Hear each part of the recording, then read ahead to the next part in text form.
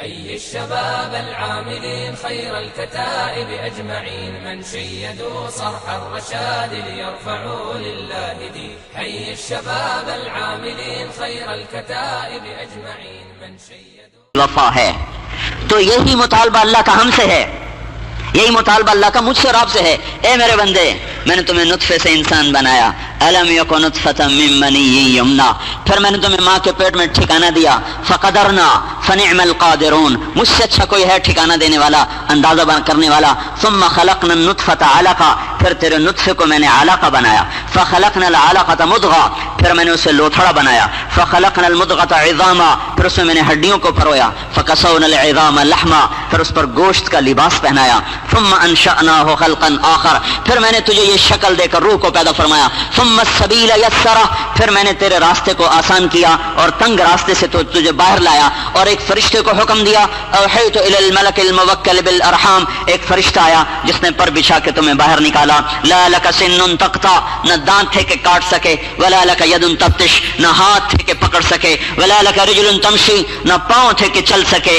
اس بے بسی کے عالم میں کائنات کی چکی گھومی، سورج چاند کی شعاؤں سے، کرنوں سے، زمین کی رگوں سے میں نے رزق کو نکالا، اور درختوں کی جڑوں سے، شاخوں سے میں نے رزق کو نکالا، تیری خدمت تک پہنچایا. لاکھوں کروڑوں جانوروں کو ذبح کر کے تیرے پیٹ کے ایندھن کو، تیرے پیٹ کی آگ کو میں نے بجھایا. اور پھر جب تو جوان ہوا اور طاقتور ہوا تو تیرا حق تو یہ تھا کہ اب تو میرا بن جاتا اور میرے سامنے جھک جاتا. پر تو نے کیا کیا؟ بارستنی بالمعاصی یا عبد سو، اے برے انسان تو مجھے للکارنے لگ گیا، میرا دشمن بن گیا. دشمن کیسے بن گیا؟ نمازیں چھوڑ کے، حلال چھوڑ کے. دشمن کیسے بن گیا؟ نافرمانی کیسے؟ اللہ نے کہا جھکو، نے کہا نہیں میں نے اکڑنا ہے. بارستنی، مجھے للکارا تو نے گناہوں کے ساتھ. کیا صرف جمعے کی نماز فرض ہے کہ اتنے نمازی آ جاتے ہیں؟ کیا فجر اللہ نے نہیں کہی؟ کیا ظہر اللہ نے نہیں بنائی؟ کیا عصر اللہ نے نہیں بنائی؟ کیا مغرب اسی کا حکم نہیں ہے؟ کیا عشاء اسی کا حکم نہیں ہے؟ کیا 8 دن میں ایک دفعہ ہم روٹی کھاتے ہیں جو 8ویں دن مسجد میں آ کے نظر آتے ہیں؟ اگر اس کا رزق دن میں 5 دفعہ کھاتے ہیں اور 24 گھنٹے اس کی ہواؤں سے فائدے اٹھاتے ہیں، اس کے فرش پہ گھر بناتے ہیں، اس کے ٹھنڈے چشموں سے پانی پیتے ہیں، اس کے چراغ سے ہم اپنے گھر کے چراغ جلاتے ہیں، اس کی کرنوں سے ہم اپنے گھروں کو منور کرتے ہیں، اس کی چھت تلے ہم رہتے ہیں اور قدم قدم پر اسی کا رزق کھاتے ہیں، تو کیا اس کا یہ حق نہیں ہے کہ یہ ماتھا 5 وقت اس کے سامنے جھکے؟ ایسی جفا اگر آپ کا بیٹا بھی آپ کو آنکھیں دکھائے تو کہیں گے نکل جاؤ، گھر سے نکل جاؤ. اپنے بیٹے کو تو کان پکڑ کے گھر سے نکالے اور خود اسی کی زمین پہ جرم کرے. آپ خود سوچیں، کوئی میرے گھر میں آ کے مجھ سے لڑنے لگ جائے تو کہیں گے کیسا یہ آدمی گرا ہوا انسان ہے کہ میزبان سے مہمان لڑنا شروع کر دے. تو وہ کتنا گرا ہوا انسان ہے جو کسی کے گھر میں مہمان ٹھہر کے اسی سے لڑنا شروع کر دے. تو زمین اللہ کی، ہم مہمان. آسمان اللہ کی چھت، ہم اس کے نیچے مہمان. پانی اللہ کا، ہم پینے والے. غذائیں اللہ کی، ہم کھانے والے. ہوا اللہ کی، ہم سونگھنے والے، لینے والے. درخت اللہ کے، ہم پھل کھانے والے. پھول اللہ کے، اس کی مہک سے ہم فائدہ اٹھانے والے. کپاس اللہ کی، ہم کپڑے بنا کے پہننے والے. ساری کائنات اللہ کی، اور اس سے فائدے اٹھا کر پھر اللہ ہی کو للکارنا شروع کر دیا جائے تو کتنی بڑی گراوٹ کی بات. ہم بے حس ہو گئے، بے حس. رات کو جب وہ پتنگ اڑانے والے شور مچا رہے تھے تو میں سوچ رہا تھا اس قوم کو تو بم سے مارنے کی ضرورت کوئی نہیں ہے، تو مری پڑی ہے. اور ان پہ حملے کی ضرورت کوئی نہیں ہے. ان کو ایٹمی طاقت ہونا نہ اللہ کی پکڑ سے بچا سکتا ہے اور نہ کسی کو ان کو مارنے کے لیے کسی توپ تلوار کی ضرورت ہے. یہ تو بیچارے خود مرے پڑے ہیں. میرے بھائیو، عجیب بات ہے. رات اللہ نے بنائی، یا اس کو یاد کرو یا آرام کرو. رات بھی اللہ کی نافرمانیاں ہوں اور دن بھر بھی اللہ کی نافرمانیاں ہوں، پھر قربان جائیں اس کے ظرف کے کہ وہ پھر بھی ہمیں زندہ رکھے بیٹھا ہے. قربان جائیں اس اللہ پہ جو پھر بھی ہمیں دیکھنے کی طاقت دیے ہوئے ہے، بولنے کی طاقت دیے ہوئے ہے، ہاتھ کو ہلانے کی طاقت دیے ہوئے ہے، پاؤں کو چلنے کی طاقت دیے ہوئے ہے. سگا بیٹا بھی اگر ٹکرا جائے نا تو ماں باپ کان سے پکڑ کے نکال دیتے ہیں. وہ کیسا رب ہے؟ وہ کیسا عظیم رب ہے کہ میں نے جب سے ہوش سنبھالا ہے اس وقت سے آج تک میری اس سے صلح نہیں ہے، پھر بھی وہ مجھے کھلاتا بھی ہے، پلاتا بھی ہے، سلاتا بھی ہے، اٹھاتا بھی ہے، میری گندگیوں کو نکالتا بھی ہے۔ عبیدی یبارزوننی بالعظائم وانی اکلؤہم فی مضاجعہم کانہم لم یعصونی، میرے بندے سارا دن میری نافرمانیاں کرتے ہیں، اب تو رات کو بھی کرتے ہیں، اب تو رات کو بھی کرتے ہیں اور دن میں بھی کرتے ہیں، لیکن جب وہ سونے کے لیے بستروں پر لیٹتے ہیں تو اللہ تعالیٰ فرماتا ہے میں اپنی نیند کو کہتا ہوں جا چلی جا، ان کو سلا دے، ان کو میں ایسے سلا دیتا ہوں جیسے انہوں نے میری کوئی نافرمانی کی ہی کوئی نہیں، جیسے انہوں نے کوئی گانے بجانے کی محفل قائم ہی نہیں کی، کوئی شراب ہی نہیں پی، کوئی سود ہی نہیں کھایا، کسی کا حق ہی نہیں مارا، کوئی نماز نہیں چھوڑی، کوئی ظلم نہیں کیا، میں ان کو ایسے لٹا دیتا ہوں ان کے وجود کے ایک ایک روئے میں میری نافرمانی کا زہر گھلا پڑا ہے، پھر بھی میرے امر سے نیند آتی ہے اور ان کو خوابگاہوں میں سلا دیتی ہے، اور صبح میرا امر آتا ہے وَيُرْسِلُ الْأُخْرَى، صبح میرا حکم آتا ہے اور پھر میں روح کو واپس کر کے ان کو خوابگاہوں سے اس طرح اٹھا دیتا ہوں جیسے میرے کوئی نافرمان نہیں، اور کل پھر یہ میری نافرمانی پہ کمر کس لیتے ہیں اور پھر رات کو گناہوں میں ڈوب کے سوتے ہیں اور پھر میں ان کو آرام کی نیند سلاتا ہوں۔ میرے بھائیو، کیا اللہ کا حق نہیں ہے کہ یہ وجود اس کے تابع ہو؟ نماز صرف جمعے کی رہ گئی ہے، فجر میں 1.5 صف ہو، جمعے میں وہ آخر تک لوگ بیٹھے ہوں، آخر آپ زمین سے تو اگ کے نہیں آئے، آسمان سے تو نہیں ٹپکے، انہی گھروں سے نکل کے آئے بیٹھے ہیں، کوئی 80-85 آدمی باہر سے آیا ہوگا، باقی سارے تو اسی محلے سے آئے بیٹھے ہیں۔ جو ظہر اپنے کام میں ہوتے ہوں گے وہیں پڑھ لیتے ہوں گے، عصر وہیں ہوگی، مغرب وہیں ہوگی، فجر عشاء میں تو یہاں کوئی نظر آئے، تو یہ اللہ کا ناجائز مطالبہ ہے۔ جو ماتھا اللہ کے سامنے نہیں جھکتا اس کے لیے ذلت طے ہے، اللہ کی قسم، موت پر جب آنکھ کی پتلی گھومے گی تو وہ ذلت کے غار نظر آنے شروع ہو جائیں گے۔ ہم اس سے پہلے توبہ کر لیں، ورنہ اس وقت اسرائیل نظر آئے گا اور وہ کہے گا ایتھا النفس الخبیثہ، اے خبیث، خبیث آپ نے کہا، کسی کو خبیث مت کہو، اپنے آپ کو بھی نہ کہو کہ میں بڑا خبیث ہوں، نہ کسی کو کہو کہ تو بڑا خبیث ہے، کہ یہ بہت بڑی گالی ہے۔ آج یہ اس گالی کا حقدار بن چکا ہے کہ اسرائیل کہہ رہا ہے ایتھا النفس الخبیثہ، اے خبیث نفس، کانت فی الجسد الخبیث، جو خبیث جسم میں رہتا تھا، اخرجی، باہر آؤ۔ کیا ہوا؟ کہاں لے جا رہے ہو؟ یہ باتیں ہو رہی ہیں، ہمیں نہیں نظر آ رہا، ہو رہی ہیں، کہاں لے جا رہے ہو؟ کإلی حمیم وغساق وآخر من شکلہ ازواج، لا محدود زندگی کے عذابوں کی طرف، کھولتے ہوئے پانیوں کی طرف، کانٹے دار کھانوں کی طرف، چل تیری مہلت ختم۔ اب وہ کہے گا رب ارجعون، رب ارجعون، اے اللہ واپس کر دے، کھلا بغمت، کھلا بغمت، ہرگز نہیں، ختم۔ اور اگر اللہ سے وفا سے مر رہا، اس کو راضی کر کے مر رہا، تو یہاں نقشہ ہی اور ہے، ادھر واویلے ہو رہے، ادھر دہائی مچ رہی، ادھر خوشیاں منائی جا رہی، آسمان تک وہ آئے جبریل، یا رسول اللہ کس کا انتقال ہوا ہے آپ کے صحابہ میں؟ کہ کیا ہوا؟ کہ سارے آسمان پہ خوشیاں منائی جا رہی ہیں کہ کوئی بڑی ہستی آ رہی ہے۔ وہ اوپر تو خوشی منائی جاتی ہے نا کہ اوپر تو جا رہے ہیں، یہاں رونا دھونا ہوتا ہے کہ یہاں سے چھوڑ کے جا رہے ہیں، وہاں پہنچ رہے ہیں، تو جبریل نے کہنے کہ استبشر بموتہ اہل السماء، ساتوں آسمان کے فرشتے اس کی موت پہ خوشی منا رہے ہیں۔ اور دوسری روایت اہتز عرش الرحمن طربا، یا رسول اللہ اللہ تعالیٰ کا عرش خوشی سے جھوم رہا ہے۔ کیوں جھوم رہا ہے؟ کہ روح نیک عرش کے نیچے آ کے سجدہ کرتی ہے تو وہ اس پہ جھوم رہا ہے کہ آج بڑی پاک ہستی میرے پاس آ رہی ہے۔ ایک یہ موت ہے، ایک وہ موت ہے۔ اگر ہم اس غفلت میں مر گئے، دیکھو جس قوم کی نسل پتنگے اڑانے پہ لگ جائے، اس نسل کو ایٹم بم سے مارنے کی کیا ضرورت ہے، یہ تو ویسے مرے پڑے ہیں۔ جو قوم گانے بجانے میں ڈوب جائے ان کو کسی دشمن کی ضرورت نہیں ہے، وہ اپنے آپ ہی مرے پڑے ہیں۔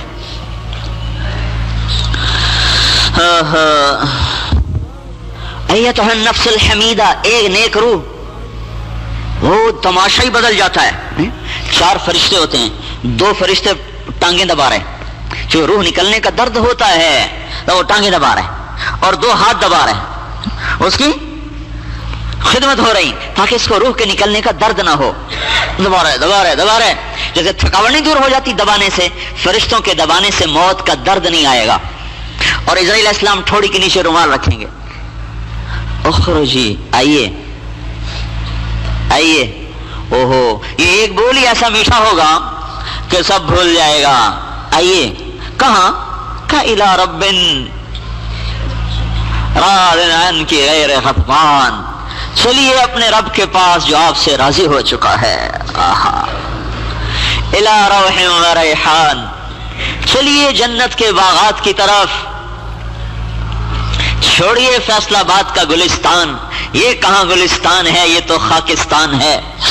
چلیے اپنے رب کے گلستان کی طرف، الی روح و ریحان، وہ جنت آپ کے انتظار میں کھڑی ہے، اور وہ حوریں دروازے کھول کھول کے آپ کی طرف لپکنے کو تیار کھڑی ہیں۔ ورب راض عنک غیر غضبان، اور عرشوں کے اوپر آپ کا رب بھی آپ کے آنے کا انتظار کر رہا ہے۔ چلیے،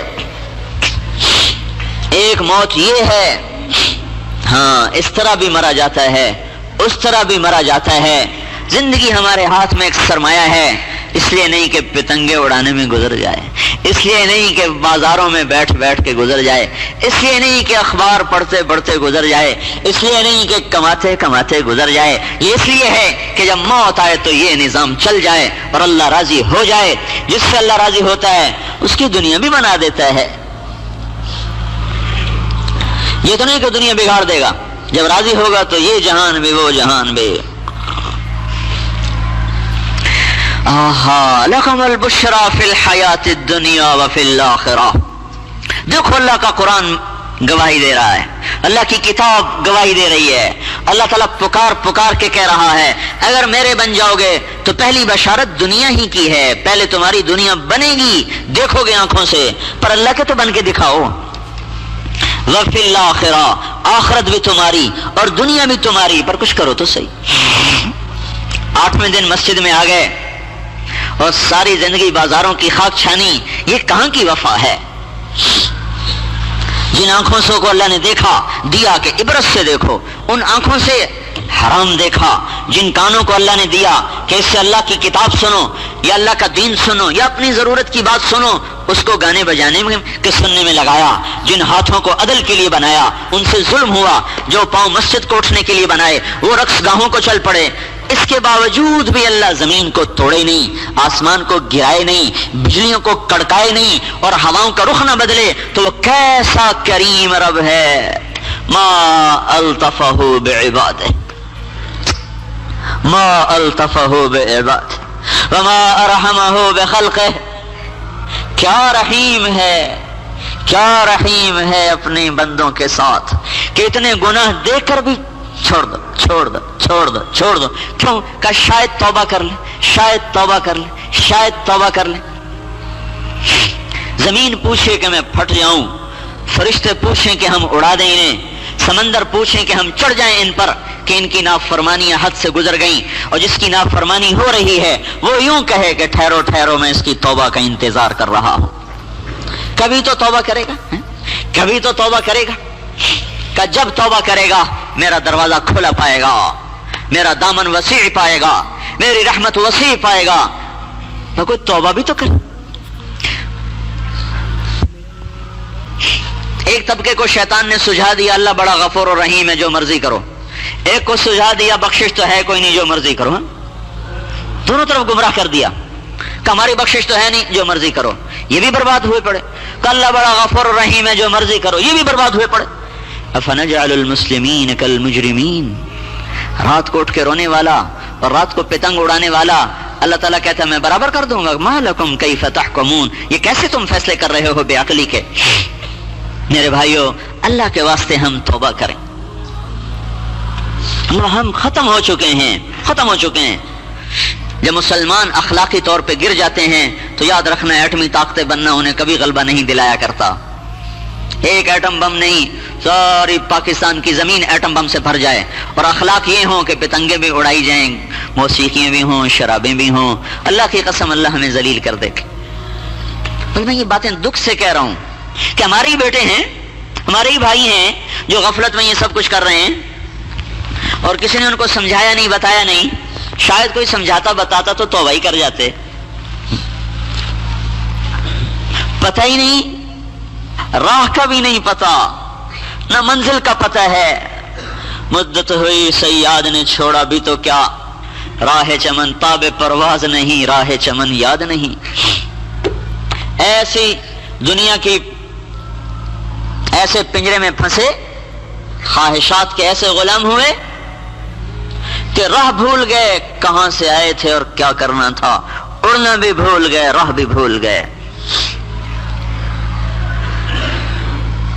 ہمیں صرف اللہ ہی ہے بچانے والا دنیا اور آخرت کے مسائل میں، اور اللہ ہی ہے ہماری دنیا اور آخرت بنانے والا. ہماری سڑکوں کا پکا ہو جانا ہماری ضرورت ہے، یا ہمارا ایٹم بم بنا لینا ہماری ضرورت ہے. ہماری تجارت کا ہو جانا، ہمارے قرضوں کا اتر جانا، یہ ہماری ضرورتیں ہیں، یہ ہماری زندگی کے کام تو نہیں ہیں. کام تو اللہ کو راضی کرنا تھا.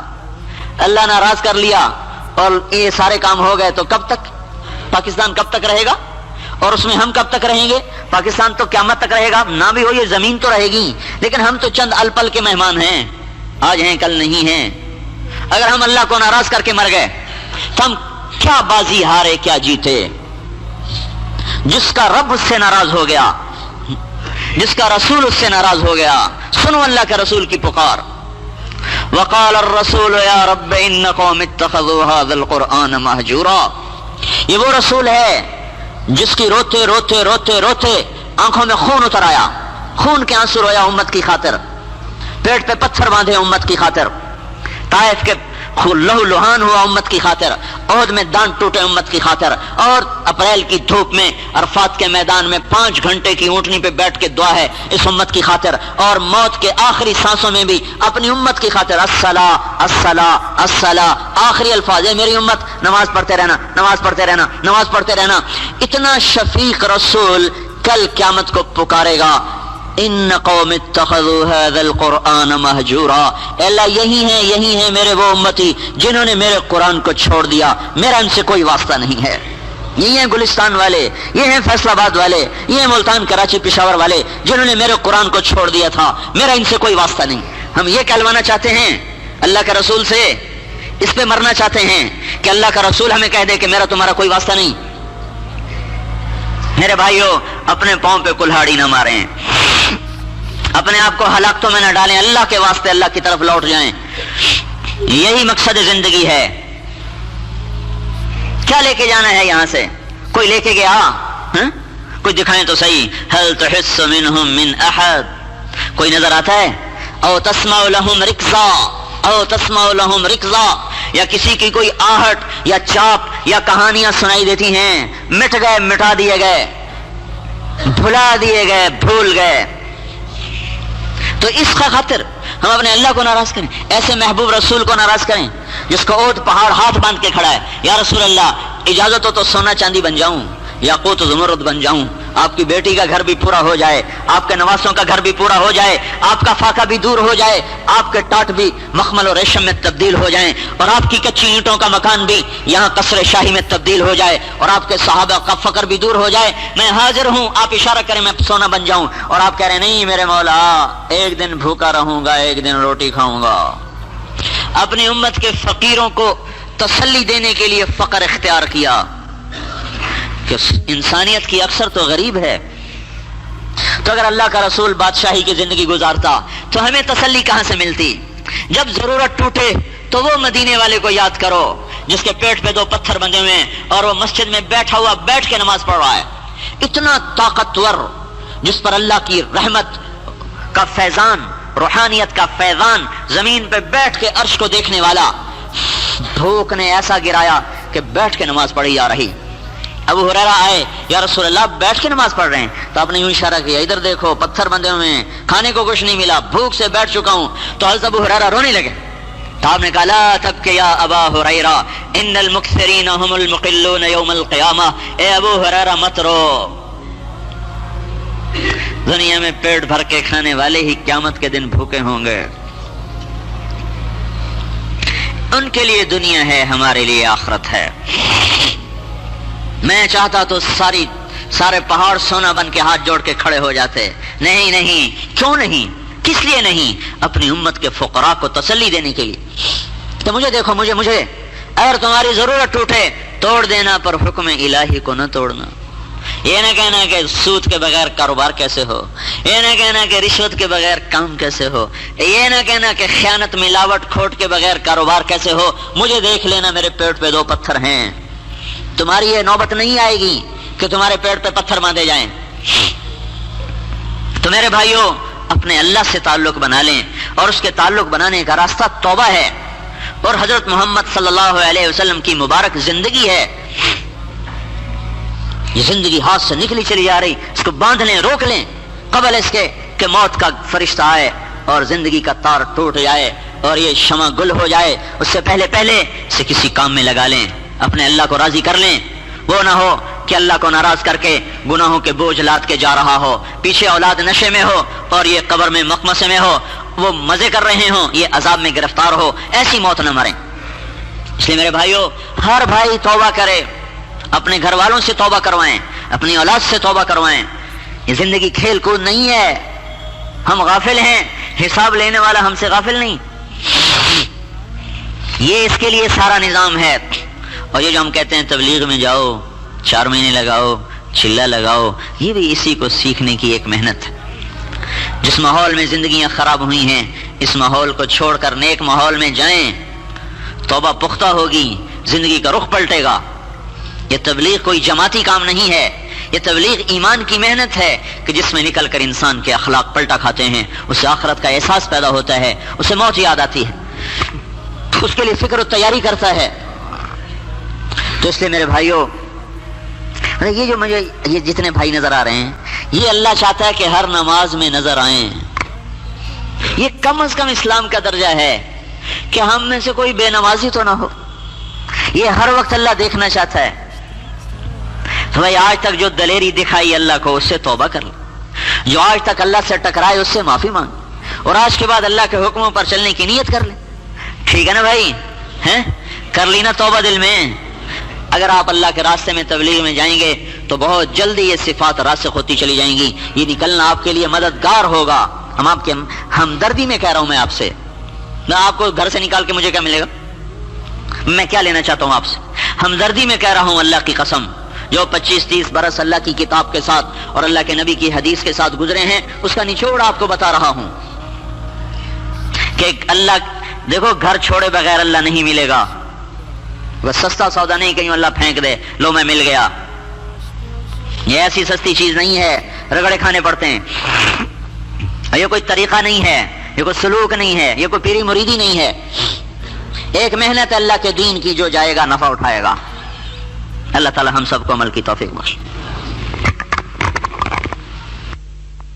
فصل على محمد كما أنت أهله وافعل بنا ما أنت أهله إنك أهل التقوى وأهل المغفرة رب أعنا على ذكرك وشكرك وحسن عبادتك لا إله إلا الله وحده لا شريك له له الملك وله الحمد وهو على كل شيء قدير اللهم لا مانع لما أعطيت ولا معطي لما منعت ولا ينفع ذا الجد منك الجد ربنا آتنا في الدنيا حسنة وفي الآخرة حسنة وقنا عذاب النار وصلى الله تعالى على النبي الكريم آمين برحمتك يا أرحم شاد ہے اے پیغمبر صلی اللہ علیہ وآلہ وسلم، ہم نے آپ کو جہانوں کے لیے رحمت بنا کر بھیجا ہے۔ حضور صلی اللہ علیہ وآلہ وسلم کا تشریف لانا اس پوری دنیا کے لیے رحمت اور خیر کا باعث ہے۔ آپ اس وقت تشریف لائے جب چاروں طرف جہالت اور اندھیرے کی حکمرانی تھی، انسانیت اپنے ہی بنے ہوئے جالوں میں پھنسی ہوئی تھی، جس کی وجہ سے سچائی، شرافت، فرمانبرداری اور اللہ کی اطاعت جہان سے رخصت ہو چکی تھی۔ وہ غلط نظام انسانوں کو تباہی اور بربادی کی طرف دھکیل رہا تھا۔ انسان انسان کا دشمن تھا۔ ذرا ذرا سی بات پر قتل و غارت گری کا بازار گرم ہو جاتا، بچیوں کو زندہ زمین میں گاڑ دیا جاتا، مگر کوئی فریاد سننے والا نہ تھا۔ چھوٹے چھوٹے بچوں کے سر تن سے جدا کر دیے جاتے، لیکن کسی کو ملال نہ ہوتا۔ ہمارے پیارے نبی صلی اللہ علیہ وآلہ وسلم رحمت بن کر اس دنیا میں تشریف لائے تو اندھیرے ختم ہو گئے، انسان اور انسانیت کی بہتری ہو گئی، غریبوں، کمزوروں، عاجزوں اور بے سہاروں کو سہارا ملا، جو پسے ہوئے تھے، جو لاچار تھے، ان کو ایک نئی طاقت ملی۔ انسان نے ایک دوسرے کی عزت کرنا سیکھا، ایک دوسرے سے پیار کرنا سیکھا، بڑوں کا ادب اور چھوٹوں سے شفقت کا آغاز ہوا۔ عورتیں، یتیم، غلام، نادار و مسکین، سبھی کو ان کے حقوق ملے۔ انسانیت کا وہ باغ جو پہلے اجڑا ہوا تھا، اس میں بہار آ گئی۔ یہ سب کچھ، یہ تمام اچھی باتیں اور یہ خوبیاں نعروں، تقریروں یا پیغامات سے عمل میں نہیں آئی، بلکہ اس کے لیے نبی کریم صلی اللہ علیہ وآلہ وسلم کا اپنا چلن عملی رہنما بنا۔ اس انسان کامل کی زندگی کا انداز دیکھ کر انسانیت کو رہنمائی ملی۔ بچوں کو محبت اور شفقت کی بہت ضرورت ہوتی ہے، اور یہ ان کا حق بھی ہے۔ جہالت کے دور میں بچوں سے محبت کا کوئی تصور نہ تھا، لیکن نبی رحمت صلی اللہ علیہ وآلہ وسلم نے اپنی آمد کے بعد بچوں کو محبت اور پیار کی تازگی عطا کی، اور اپنی عملی زندگی سے دنیا کو یہ بتایا کہ بچوں کو شفقت، پیار اور محبت ضرور دینا چاہیے۔ حضور صلی اللہ علیہ وآلہ وسلم بچوں سے بہت پیار فرماتے تھے۔ آپ کی خدمت میں لوگ بچوں کو دعا اور برکت کے لیے لاتے تھے تو آپ انہیں اپنی گود میں بٹھا لیتے اور سروں پر دست شفقت پھیرتے تھے۔ ان میں قیس فرماتی ہیں کہ وہ ایک دفعہ ایک شیرخوار بچے کو حضور صلی اللہ علیہ وآلہ وسلم کی خدمت میں لائیں تو حضور نے حسب عادت اسے گود میں بٹھا لیا۔